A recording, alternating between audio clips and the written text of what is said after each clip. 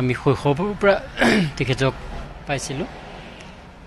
সমাজত মোৰ মহা হয় আৰু তেখেতে দিল্লী বিশ্ববিদ্যালয়ৰ পৰা PhD লৈছিলে।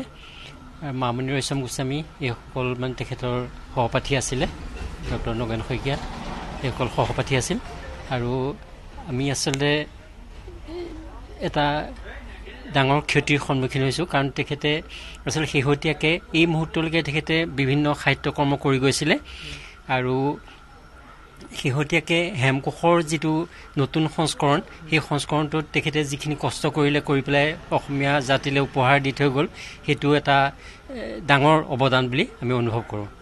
অধ্যাপক ডক্টৰ নগেন ঠাকুৰ ছাৰ আজি হঠাতে মৃত্যু হ'ল তেখেতৰ।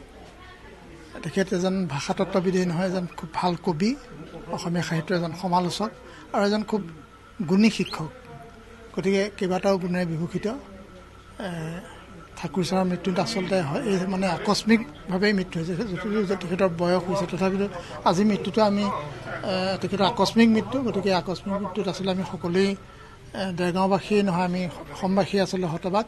তেখেতৰ গুণমুগ্ধ ছাত্ৰ, তেখেতৰ যিসকল সাহিত্যানুৰাগী ব্যক্তি আছে বা যিসকলে তেখেতৰ ভাষা সম্পৰ্কীয় গ্ৰন্থ আদি অধ্যয়ন কৰিছে, তেখেতৰ যি পাণ্ডিত্য, তেখেতৰ যি মেধা, সকলোৱে সেইখিনি সদায় স্মৰণ কৰিছে, স্মৰণ কৰিব। গতিকে তেখেতৰ মৃত্যুত আচলতে আমি অত্যন্ত দুখ পাইছোঁ।